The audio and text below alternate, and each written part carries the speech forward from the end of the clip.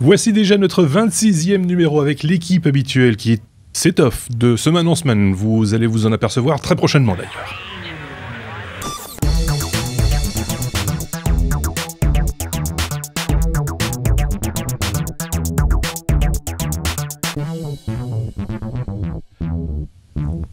Et comme d'habitude, pour parler technologie, pour parler actualité technologique, on a avec nous nos amis Marc et Sébastien d'informaticien.be. Salut les amis. Et puis également David. Salut David. Salut. On va parler d'Apple, de Microsoft, de Google. On commence comme d'habitude par Apple. Seb, avec une information assez originale, puisque finalement le milieu techno n'est pas si cloisonné que ça, manifestement, puisque Android Wear pourrait arriver quelque part sur iOS. C'est-à-dire qu'une montre Android pourrait parler avec un device à la pomme. Voilà.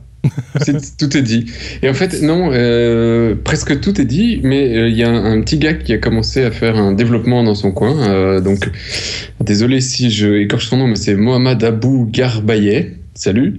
Et qui s'est dit, merde, j'ai une moto 360, j'ai un iPhone, ça sert à rien. Et donc il se dit, bah c'est des trucs en Bluetooth, et il va commencer à programmer. C'est un programmeur, hein, donc voilà.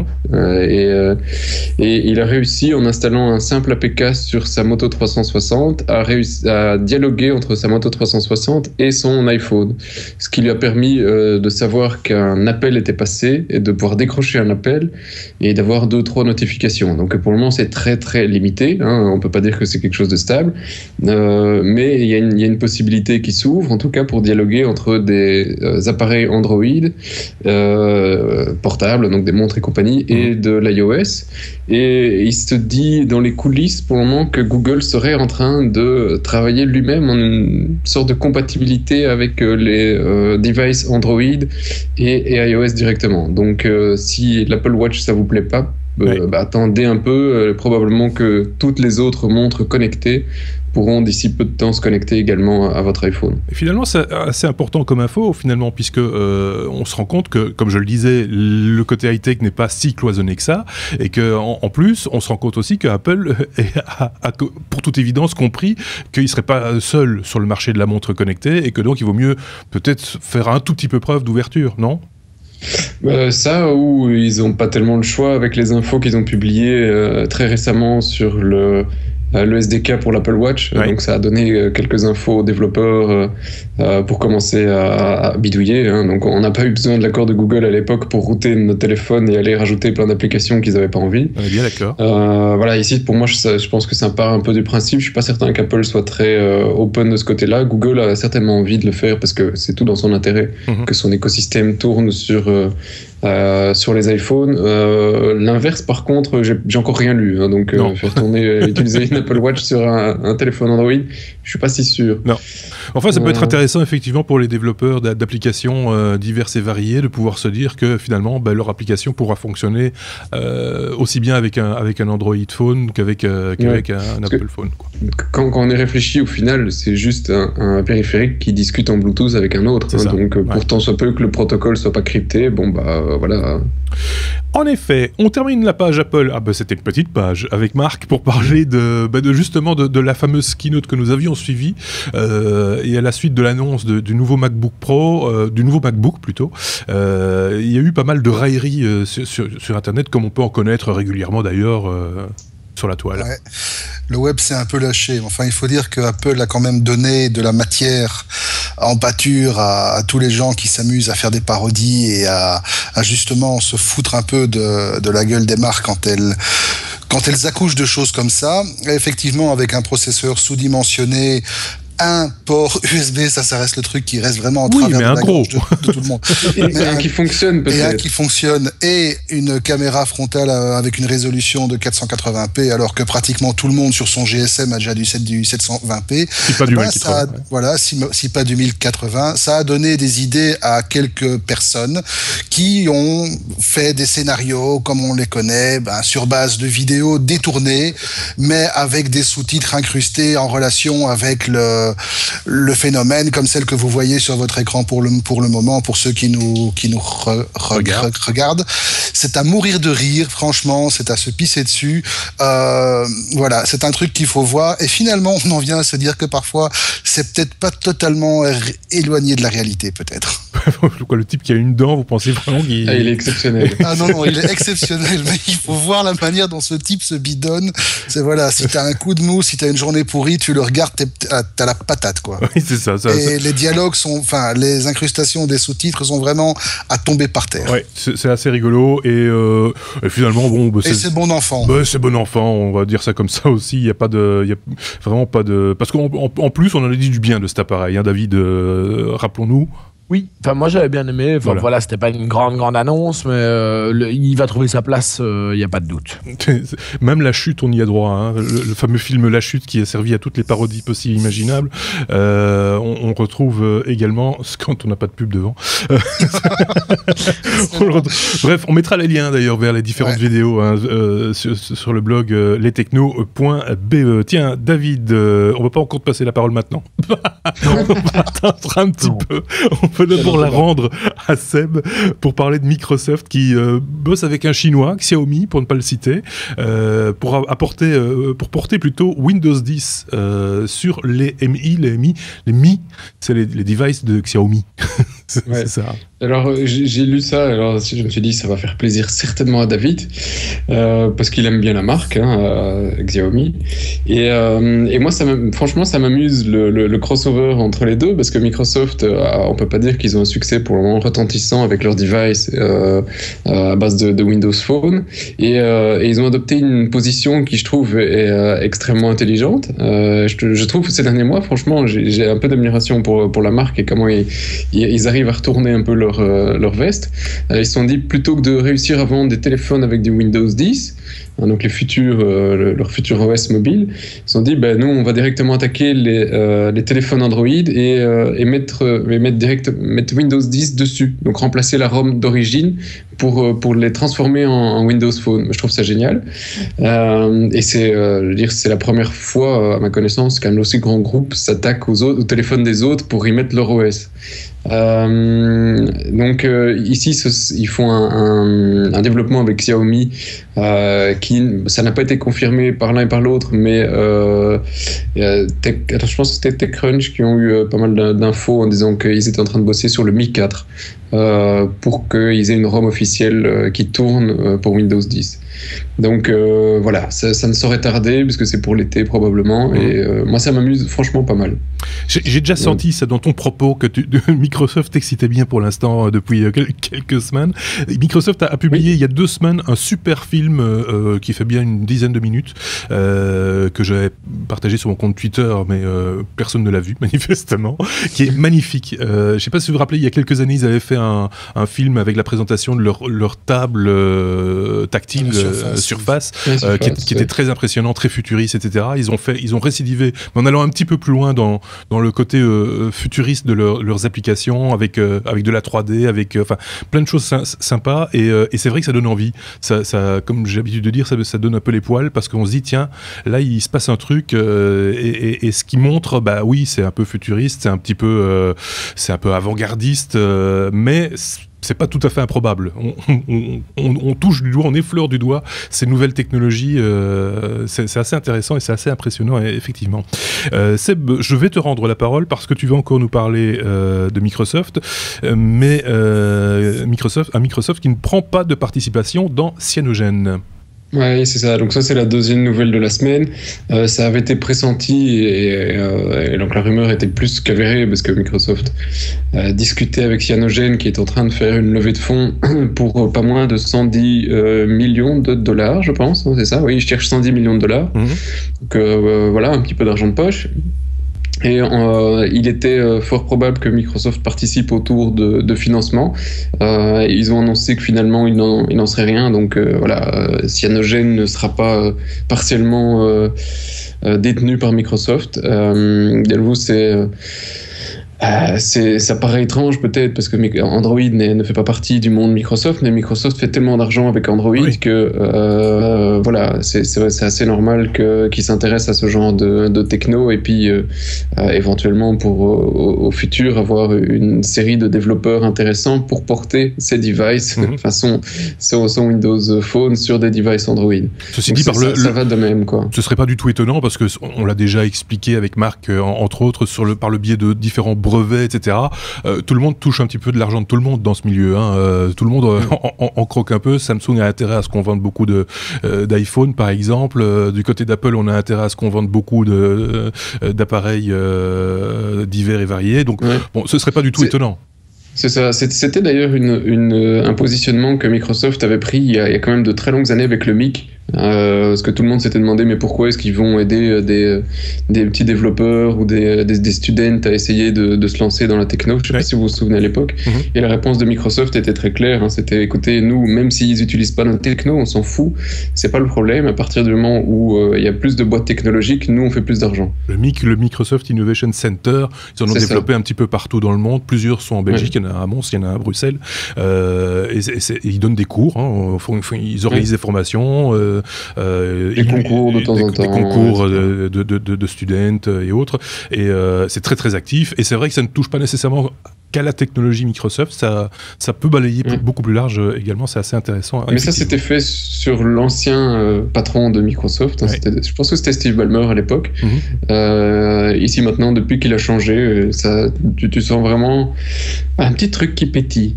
Un petit truc qui spit. On va dire que ça spit. Tiens, on va continuer de parler de Cyanogen et on va glisser vers le monde Google progressivement avec David. Cyanogen, on avait dit lors de la présentation du OnePlus One, le smartphone dont on a déjà beaucoup parlé dans ce podcast, qu'ils avaient un accord avec Cyanogen. Puis après, on a eu en tant qu'information une cassure, une fâchure, on va dire, entre OnePlus et Cyanogen, comme quoi ils allaient abandonner. Et cette semaine, on apprend quoi ? On apprend que, on va vers le Lollipop, mais qu'on reste avec Cyanogen. Oui, donc ça va être, le fait que la collaboration allait mieux avec Cyanogen, ça remonte quand même déjà à plusieurs semaines. Il devait simplement régler un problème qui était sur l'Inde, parce Cyanogen avait déjà d'autres accords, et donc OnePlus ne pouvait pas utiliser Cyanogen, ce qui les a obligés à développer Oxygen OS, qui est leur propre OS. Maintenant, ce qui est intéressant, c'est que l'annonce est officielle depuis cette semaine-ci. Pour le 30 mars, tout le monde passera à Lollipop. Autant les OnePlus One qui sont équipés d'Oxygen OS, donc l'OS de OnePlus, que ceux qui sont sous Cyanogen, puisqu'on aura droit à une version 12S.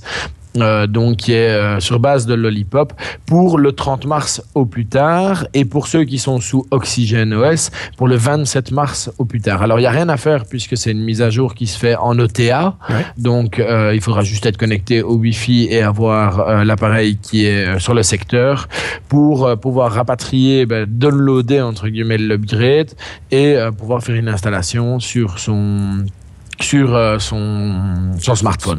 Ils avaient pris du retard. Ils ont pris du retard sur le Lollipop. Entre autres choses, si je me rappelle bien, c'est un problème d'appareil photo, de problème de driver d'appareil photo. Et d'autre part, et le Wi-Fi aussi. Et le Wi-Fi, c'est ça. C'est les deux qui ressortent maintenant. C'est effectivement, concernant des gros problèmes sur l'appareil photo et sur le Wi-Fi, qui les ont obligés à tout recommencer. Donc, ils ne parvenaient pas à trouver simplement le pourquoi du comment. Donc, ils ont recommencé leur développement et c'est pour ça qu'ils arrivent beaucoup plus tard que ce qu'ils avaient prévu au départ.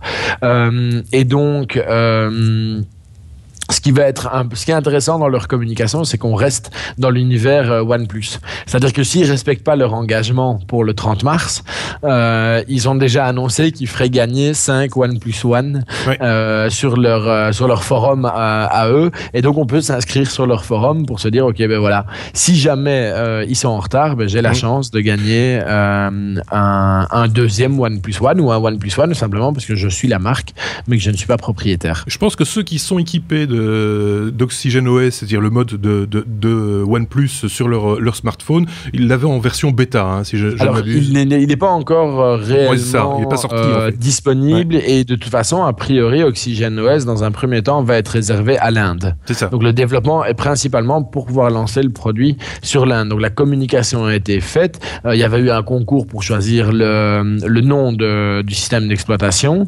Mais voilà, c'est toujours en cours de développement et c'est spécifiquement prévu pour une partie du monde. Pour fermer la page OnePlus, je tiens à signaler aussi qu'ils sont en train de faire un peu de teasing sur les réseaux sociaux depuis quelques jours maintenant, préannonçant quelque part l'arrivée prochaine d'un nouveau device, puisque pour l'instant ils n'en ont qu'un, hein, c'est le OnePlus One et quelques accessoires, mais à eux vraiment il n'y a que le OnePlus One. On attend avec impatience ce nouveau device. Il paraît qu'on va être surpris. Les rumeurs ont parlé à un moment donné d'un autre smartphone plus petit et encore moins cher, ou alors un plus grand et plus cher. Enfin, on sait pas en fait. Donc, plutôt que de parler dans le vide, on va attendre que ça sorte et on en parlera quand on l'aura en main. Un point, c'est tout. C'est comme ça. Autre chose à rajouter, David? Je ne pense pas. Non, pas du tout. Non, pas pour l'instant. Marc, on passe à toi pour parler de YouTube qui permet de publier des vidéos à 360 degrés. Oui, effectivement. Donc, Google expérimente en permanence avec les différentes plateformes qu'il gère et YouTube ne fait pas exception à la règle, puisque depuis récemment, il est possible d'uploader des vidéos prises par des caméras capables de filmer en 360 degrés. Donc, concrètement, vous vous retrouvez avec une vidéo classique, mais dans laquelle vous pouvez interagir, alors soit avec votre souris si vous êtes sur un PC ou un Mac, ou alors directement en bougeant votre smartphone, votre tablette, si vous êtes pour l'instant sous Android. Ce n'est pas encore accessible sous iOS. Alors, pour l'instant, la reconnaissance et la conversion des vidéos 360 degrés n'est pas automatique. Il y a encore un petit script qu'il faut lancer au moment de l'upload pour justement rajouter toutes les métadonnées qui font reconnaître la vidéo comme telle par la plateforme. Mais bientôt, tout cela sera fait automatiquement. Et alors, on vous mettra en lien quelques petites vidéos assez sympathiques. Oui. Alors, il y a une vidéo à Tomorrowland, il y a une vidéo d'une session de vol, tu sais, les hommes qui ressemblent à des écureuils volants, là. Oui, c'est assez sympa. Un truc qui va plaire à Seb, il y a une course en F1, et donc vous pouvez vraiment tourner la vidéo dans tous les sens, c'est assez bluffant. C'est pas tout à fait nouveau, il faut le reconnaître. Microsoft avait mis en place un système similaire il y a déjà quelques années, je parle presque d'une dizaine d'années même, je pense, qui permettait de streamer même en direct des trucs filmés en 3D, pas en 3D, enfin à 360 degrés, avec un objectif spécial, hein, cette demi-sphère miroir au-dessus de l'objectif. Et je me rappelle par exemple de la vidéo qui a le plus circulé, je pense que c'était un skieur qui descendait une piste de ski et on pouvait regarder autour du skieur les gens se tomber ou skier, enfin bref, et ça bouffait beaucoup de bandes passantes parce qu'évidemment il y a une très très grosse image à transporter, puisqu'il faut transporter l'image de 360 degrés, donc ça fait beaucoup de volume à transporter. Aujourd'hui on a beaucoup plus de bandes passantes et la technologie a bien évolué, donc ça permet peut-être effectivement à Google et à YouTube en particulier de proposer un service correct. Oui, effectivement, parce que juste pour fermer sur ce sujet-là, le nombre de caméras qui sont capables maintenant de filmer en 360, ça devient, je vais pas dire courant, mais ça se trouve beaucoup plus facilement et ça coûte beaucoup moins cher. Une petite caméra autonome, on parle de 240, 300 €. Voilà, ça reste tout à fait abordable. Je serais tenté de dire que le truc de Google vient un petit peu tard parce qu'il y avait un chouette objet, c'était Sony qui avait fait ça, une petite caméra embarquée avec un accessoire miroir qu'on pluguait au-dessus de la caméra. Tu te rappelles pas de ça? C'est cette espèce de... Non? Ça me dit vaguement quelque chose. Je ne me rappelle pas de la référence. Je me rappelle de l'avoir vu. C'était un tout petit truc de poche. Ouais, c'était une caméra de poche avec un accessoire qui permettait de faire du 360. Le seul problème, c'est qu'on ne pouvait les regarder que sur la plateforme de Sony, puisque le player était un player propriétaire, et donc c'était un petit peu dommage.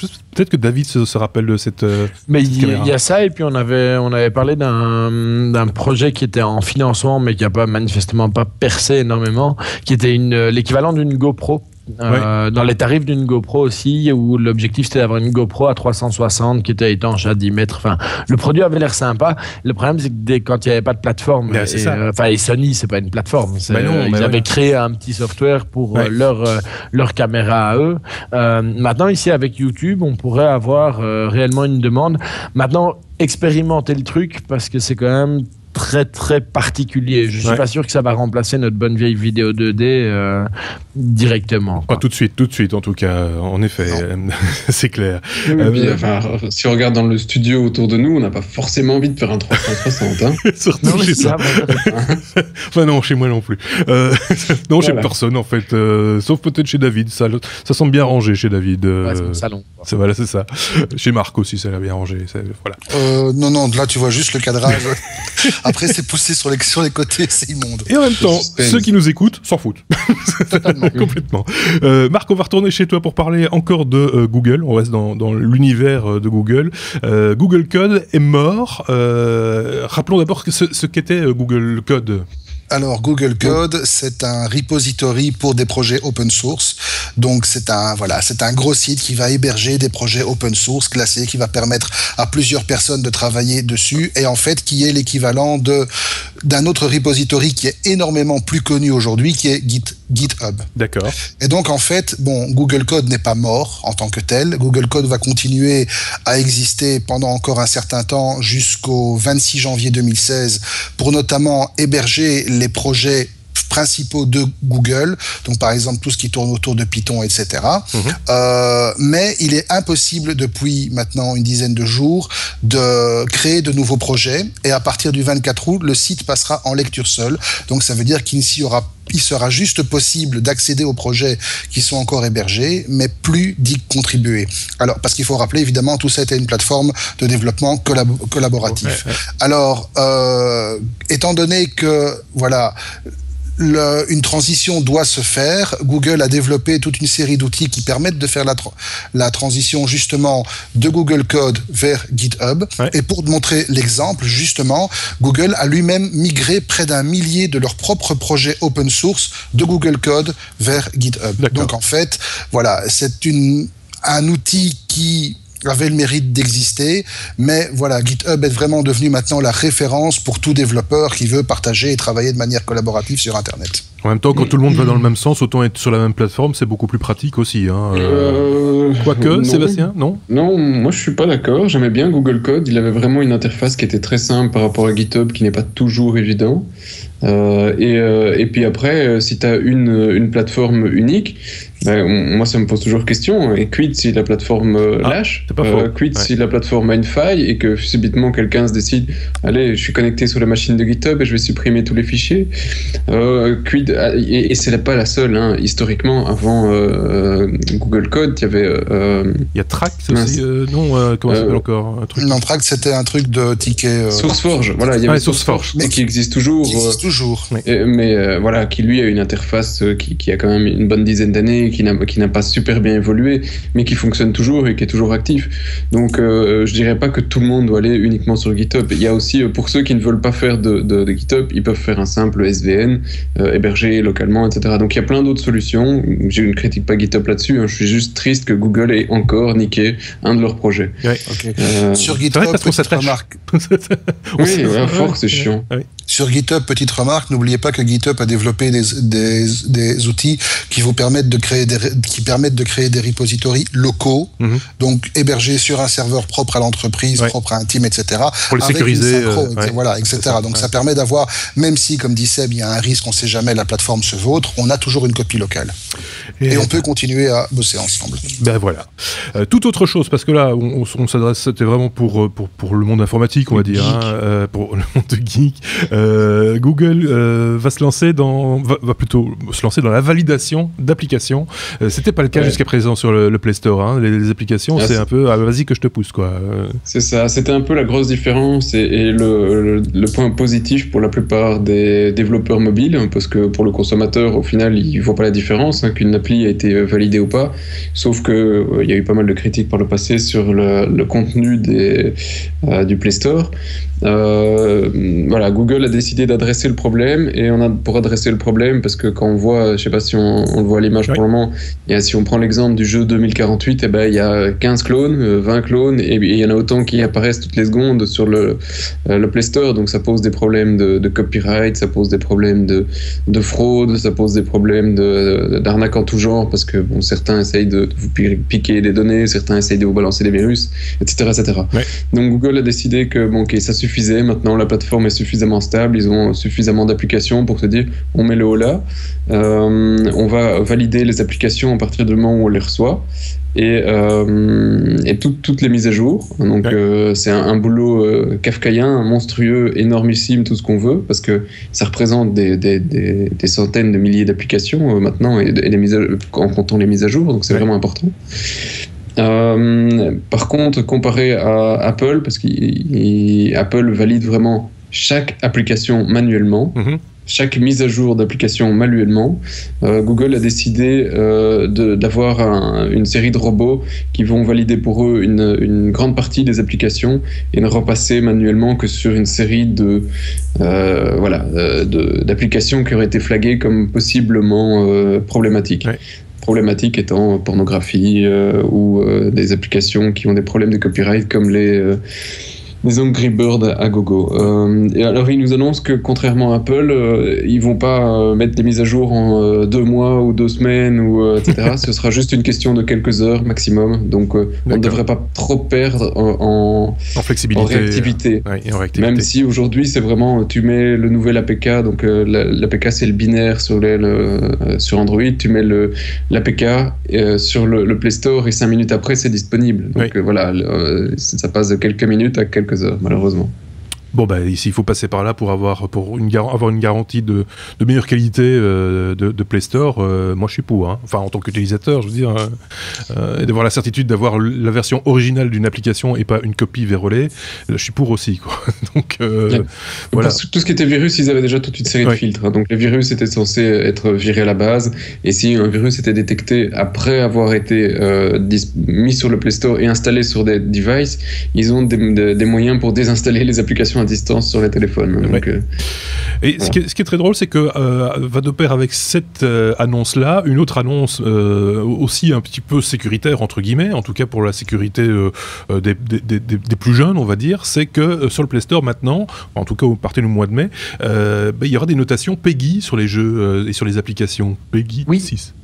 Oui, mais non, PEGI 12. PEGI, non, parce qu'ils ont pris la norme PEGI adaptée, donc c'est 3, 7, 12, 16 et 18 qui seront utilisés. Donc PEGI, juste pour rappel, c'est ce que vous voyez déjà a priori tout le temps à la télévision quand vous regardez n'importe quelle chaîne, c'est la petite information d'âge recommandée au niveau européen. Oui.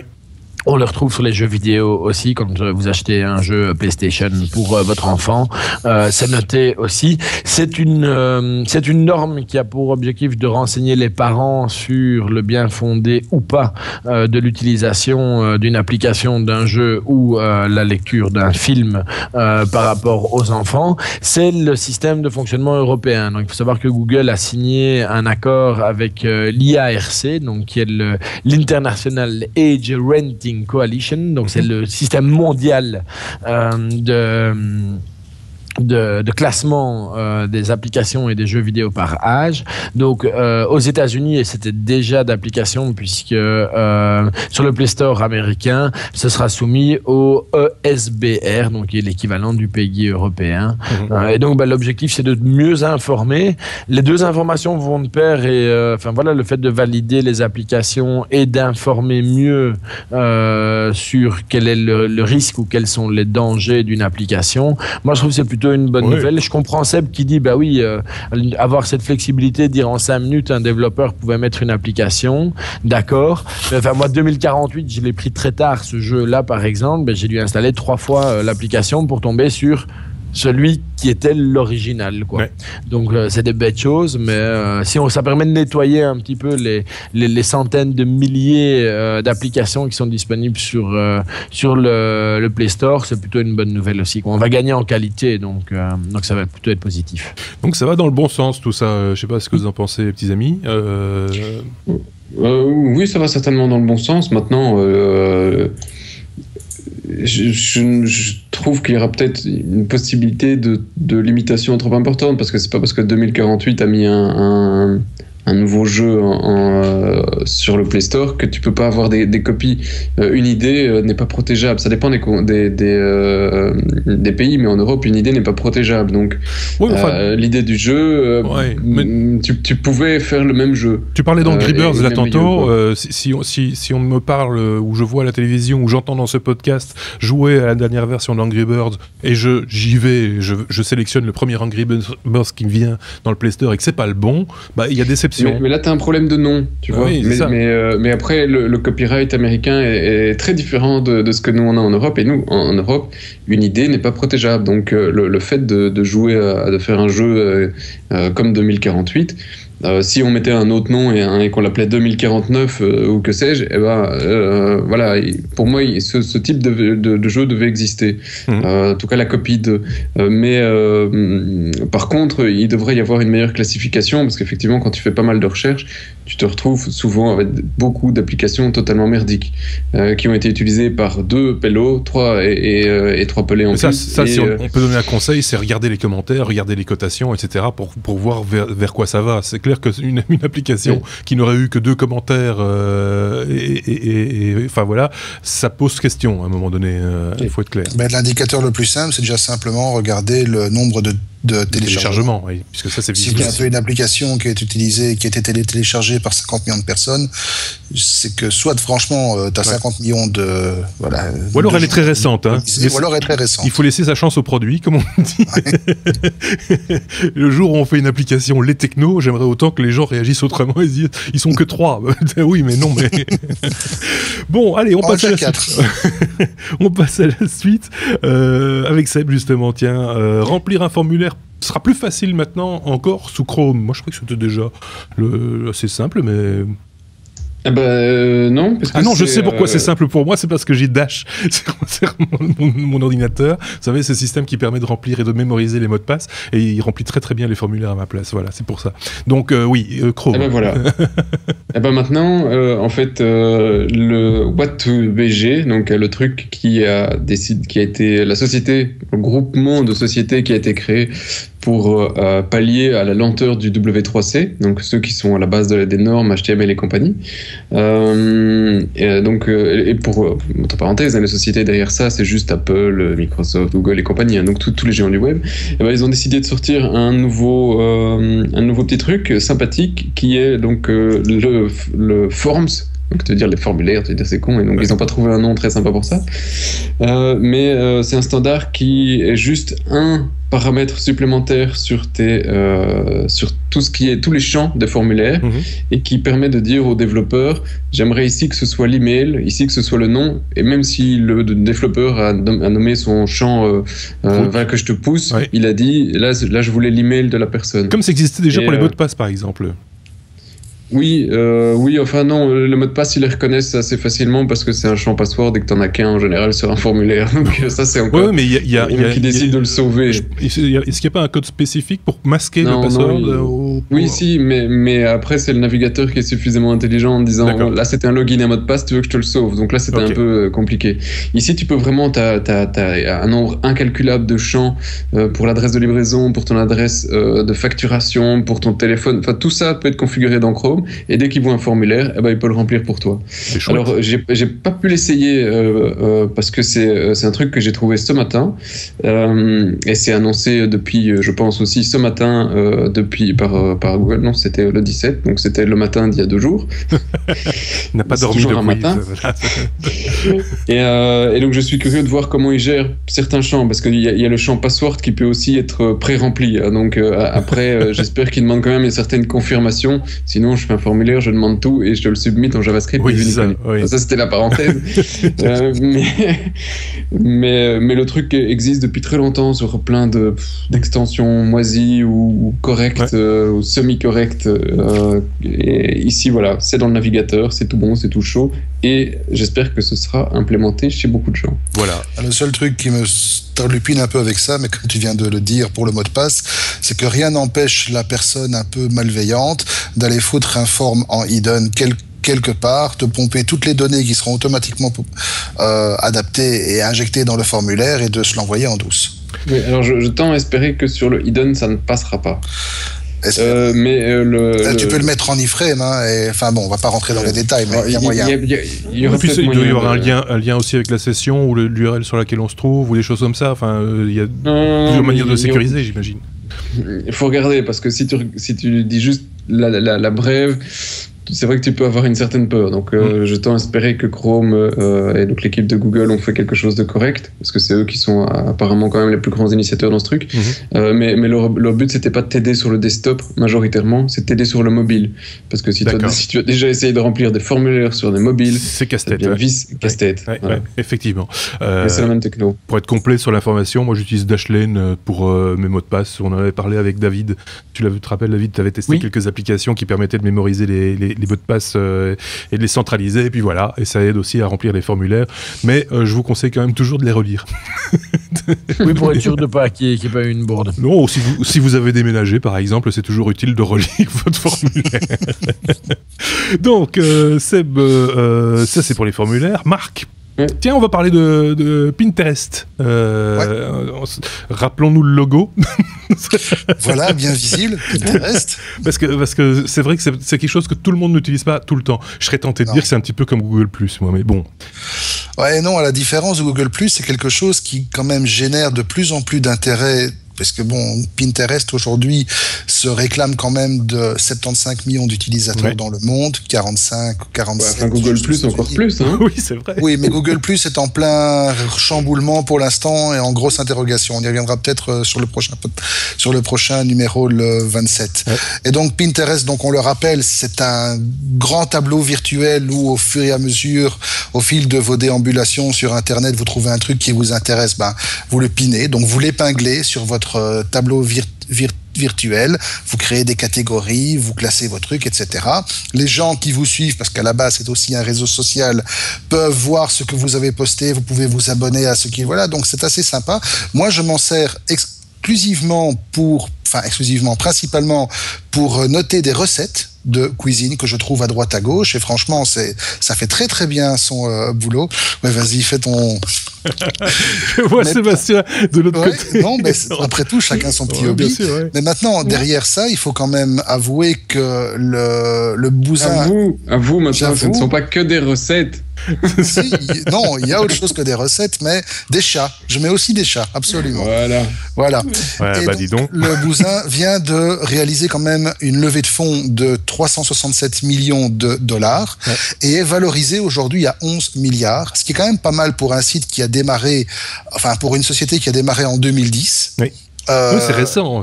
Oui, c'est récent, effectivement, et qui annonce qu'elle pourrait encore, d'ici la fin de l'année, lever encore 200 millions de dollars supplémentaires, ce qui, par jeu de calcul, porterait sa valorisation à 18 milliards. Oui, je vois Sébastien... On commence quand même à avoir un poids lourd. Oui, Sébastien, à côté de toi, ne comprend pas. Non, je suis consterné, je sais pas. Et retourner dans un numéro, je pense que c'était dans une ancienne vie, donc, et où on a parlé, j'ai créé une petite sonnette d'alarme en disant, les gars, ils commencent à avoir des problèmes de valorisation sur tout ce qui est réseaux sociaux. Oui. Est-ce que la bulle ne serait pas en train d'exploser? Ça continue à le faire, j'ai des mauvais souvenirs d'il y a 10 ans, quoi. Enfin 15 ans maintenant. Il y a un moment, ça va péter. Une boîte comme ça, il ne faut pas 11 milliards de dollars en 5 ans. Je suis complètement d'accord avec Sébastien, même si on peut donner, on peut donner de la valeur, entre guillemets, à Pinterest, parce que il y a un modèle, il y a quelque chose derrière, il y a un modèle, il y a quelque chose vraiment il y a du concret. Mais en même temps, 11 milliards, dans le milliard, quoi. Il y a du modèle, non, il y a de l'intérêt et il y a un modèle, parce que maintenant, ils vont commencer à lier leur système avec de la vente. Et donc, déjà, ils ont commencé à injecter de la pub dedans, ce qui leur permet de dégager un certain volume de...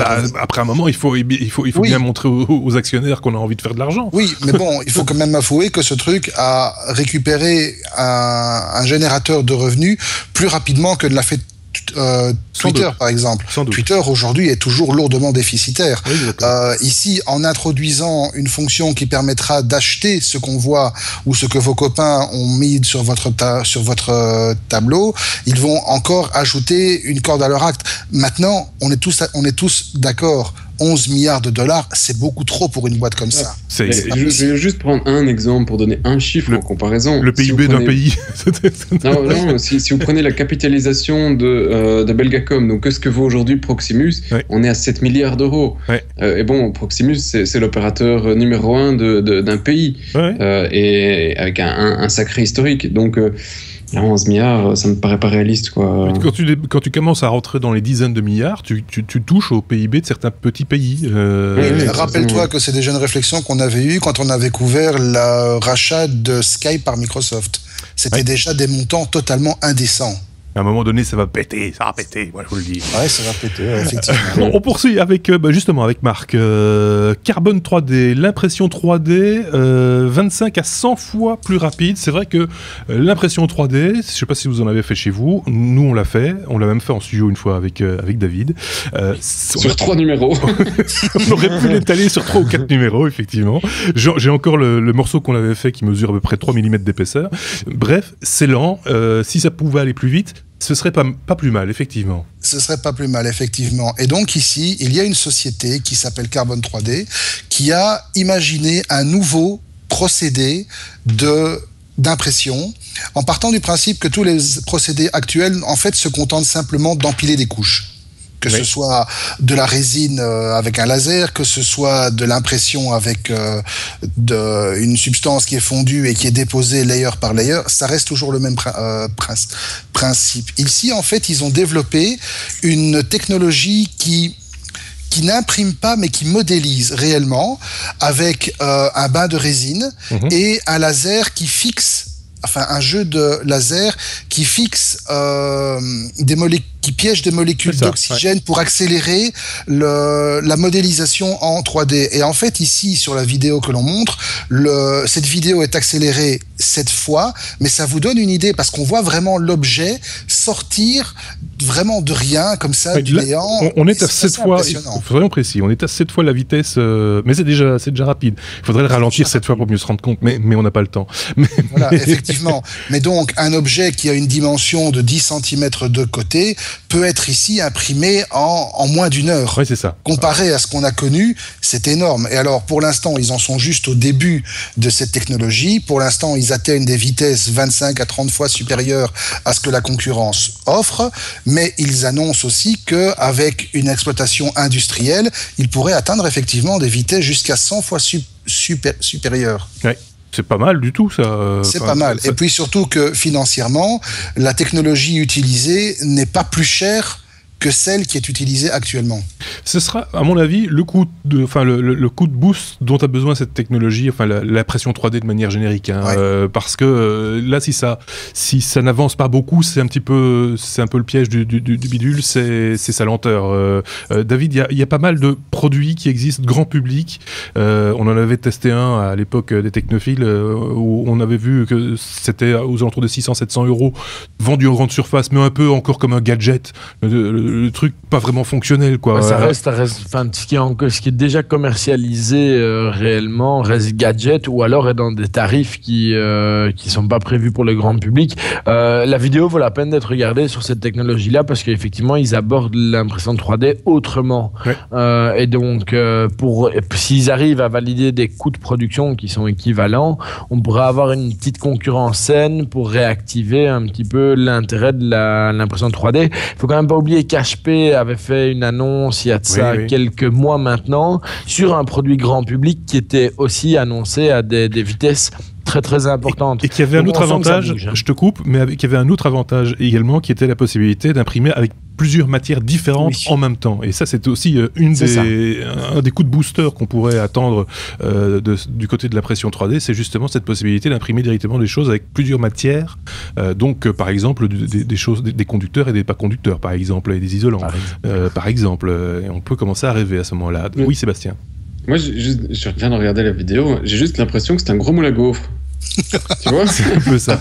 Ceci dit, sur la technologie telle que tu l'expliquais, Marc, moi je me rappelle que les premières imprimantes 3D que moi j'ai vues, qui servaient à faire de la modélisation chez des architectes entre autres, fonctionnaient déjà selon ce principe d'un bain. Alors après on venait chauffer une partie de ce bain avec un laser pour durcir. Ça restait du couche par couche. Et c'était lent parce qu'il fallait attendre que la couche durcisse avant de la sortir du bain et passer à la couche suivante. Ici, la modélisation se fait réellement en 3 dimensions et donc au fur et à mesure que la tête, ce que Seb appelle le moule à gaufre, remonte, au fur et à mesure que la tête du moule à gaufre sort, c'est vraiment tout l'objet qui se construit au fur et à mesure.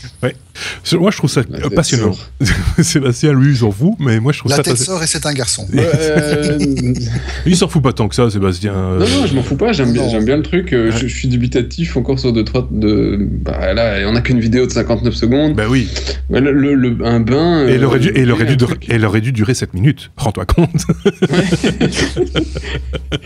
On termine. Attends, ça fait un truc liquide. Je sais pas. D'un point de vue pratique, je vois beaucoup d'accidents possibles par rapport à. Oui. C'est pas faux. Voilà, quoi. C'est le genre de truc, c'est pas tout de suite pour chez soi. Hein, soyons clairs. Voilà. Marc, on termine avec un dernier brawl. Un brawl quand même qui coûte cher. Hein. Brawl qui coûte cher, Tesla, donc la voiture électrique active le pilote automatique. Ça veut dire qu'ils vont sur les mêmes voies que Google. Alors non seulement ils vont sur les mêmes voies que Google, mais ils y vont beaucoup plus vite. En fait, aujourd'hui, Elon Musk s'est adressé à tous les propriétaires de sa belle voiture à 100 000 € et a annoncé qu'une mise à jour serait poussée vers les voitures d'ici 3 mois et que cette mise à jour, outre le fait qu'elle va optimiser la consommation des batteries et également améliorer le guidage GPS en optimisant les trajets entre les superchargeurs, donc les stations de recharge Tesla qui sont gratuites à vie pour les clients Tesla. Ils ont également annoncé la mise en route d'un système de conduite automatique. Donc, les Tesla de génération, on l'avait dit il n'y a pas longtemps, embarquent une foule de capteurs de tous les côtés. Elles sont équipées d'une direction autonome. Et donc, d'ici 3 mois, les Tesla deviendront les premiers véhicules commerciaux à pouvoir se déplacer tout seul. Alors, dans un premier temps sur autoroute, le truc ne sera pas utilisable en ville, mais à terme, et ça c'est d'ici fin 2016, la marque veut avoir une solution qui tourne en commercial, en grand public, qui permettent d'aller d'un garage à un autre. Donc quand elles ont faim, elles vont pouvoir aller chercher à manger toutes seules aussi, quoi. Exactement. Et par exemple, si votre voiture se rend compte qu'elle commence à être un peu à court de jus, elle peut automatiquement dérouter son trajet. Oui. Dérouter son trajet vers la station de recharge la plus proche, soit une station Tesla, soit une autre, effectivement, puisque tout cela... Chez nous, à mon avis, il va y avoir des pannes de batterie. Chez nous, en fait, faut pas oublier, on en a 2. On en a une à Nivelles, tout près de chez nous, à 8 bornes, et il y en a une à Anvers. Voilà, donc il faut tomber en panne entre les deux. Oui, Chef, j'ai une remarque et une info supplémentaire à donner à propos de ça. Allons-y. Une mini-remarque, c'est et quid de la responsabilité si ma Tesla, que je ne suis pas en train de conduire et qu'il fait toute seule, écrase un enfant. Donc question législation, il va y avoir quelques trucs à gérer quand même avec les voitures automatiques. C'est pas juste la Tesla, hein, mais toutes les voitures autonomes. On a un cadre à créer parce que c'est pas si évident que ça. Bon, enfin, déjà qu'on veut nous augmenter les assurances sur l'autoroute. Oui, parce que sur autoroute, c'est vrai qu'un gosse. Mais donc il y a un problème. Mais oui, l'assurance, c'est quoi le bonus-malus de ma Tesla qui roule toute seule? Ça va encore augmenter. Les primes de responsabilité civile, elles vont exploser. C'est sûr. Donc voilà, là qu'il y a quand même quelque chose, un débat probablement à avoir. Et le deuxième, c'est que Richard Branson a annoncé aujourd'hui qu'il allait se lancer dans la concurrence de Tesla. D'accord. Ce qui est très bien. Donc Tesla ne sera plus tout seul. L'homme de Virgin va lui aussi aller. Donc c'est un peu le rendez-vous des mecs friqués, quoi. Vous avez beaucoup de sous, allez-y, fabriquez votre voiture sans permis, mais presque, sans chauffeur, puisqu'il n'y a pas de chauffeur, il n'y a forcément pas de permis. Parce que son dernier gros dada, Branson, c'était les vols spatiaux, avec des tickets d'entrée à $100 000. Hein. Oui. Et donc, Seb, Donc voilà, oui, maintenant il s'intéresse aussi aux bagnoles. Donc c'est tout chaud d'aujourd'hui, allez regarder si ça vous intéresse. Le gars est toujours un grand visionnaire et très amusant. Tout à fait. Bon, je pense qu'on a fait le tour de cette actu, en tout cas de notre actu technologique, sauf si David, tu veux rajouter un truc. Non, rien de particulier, petite semaine calme. On espère des bonnes nouvelles la semaine prochaine. On l'espère également. De votre côté, Marc, Sébastien, rien à rajouter pour ça va, ma Tesla va bien. Je crois que c'était déjà assez touffu comme ça pour aujourd'hui. C'était pas mal, effectivement. Il y a toujours, on croit toujours qu'il n'y a pas beaucoup, et puis finalement, il y a de l'actualité. C'est comme ça, c'est chaque semaine, ça s'appelle Les Technos. Si vous ne connaissiez pas, maintenant vous connaissez. C'était le numéro 26, on se retrouve la semaine prochaine pour le numéro 27.